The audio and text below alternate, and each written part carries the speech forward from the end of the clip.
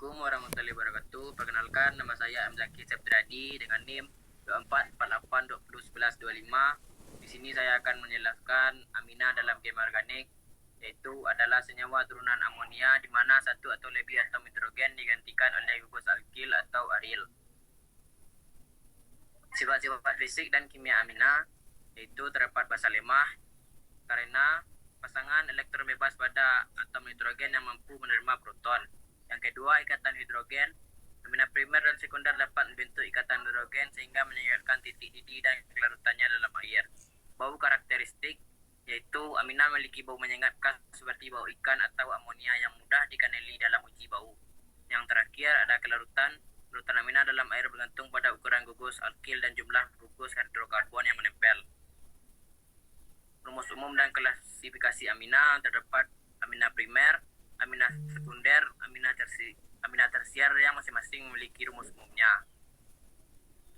Tata nama amina UPEC dan nama umum.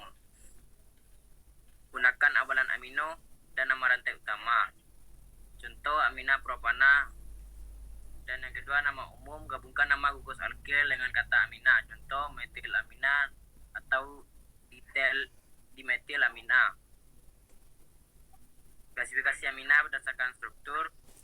Amina primer, sekunder, dan tersier berdasarkan jumlah gugus alkil atau aril.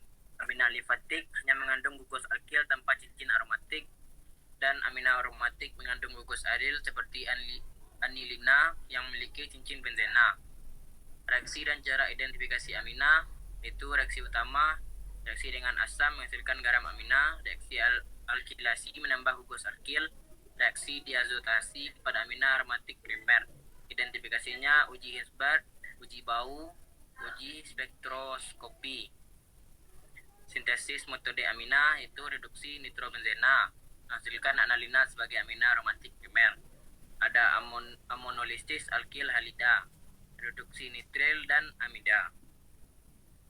Kegunaan amina dalam industri dan biologi yaitu pada industri farmasi sebagai dasar untuk obat-obatan dan anestetik yang penting dalam medis, pembuatan zat pewarna, pestisida dan neurotransmitter, dan amina kuaterner. Masuk pada materi kedua yaitu protein. Protein merupakan molekul makro yang sangat penting bagi semua makhluk hidup, terbuat dari rantai asam amino yang saling berikatan. Protein memiliki peranan vital dalam berbagai fungsi biologis seperti enzim, hormon, dan antibodi.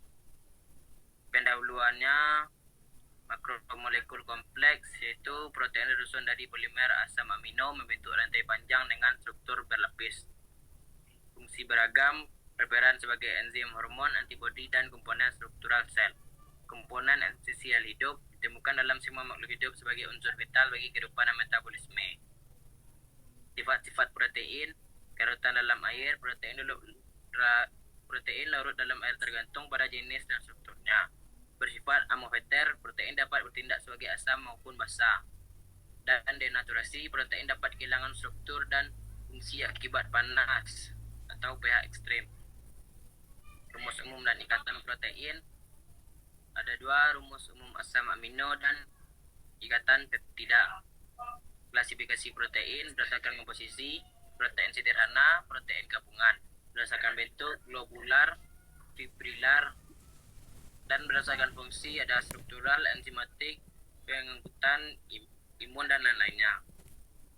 Peran dan kegunaan protein membentukkan jaringan. Protein memperbaiki dan membentuk jaringan tubuh yang rusak. Fungsi katalitik dan regulasi, bertindak sebagai dan terakhir ada transportasi dan imun, mengangkut zat seperti oksigen dan berperan dalam sistem kekebalan sebagai antibodi.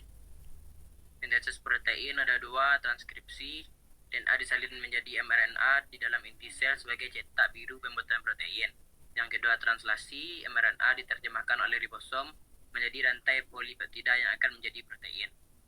Reaksi identifikasi pada protein yaitu uji Biuret, uji Nihedrin, dan yang terakhir uji Santo-Protean.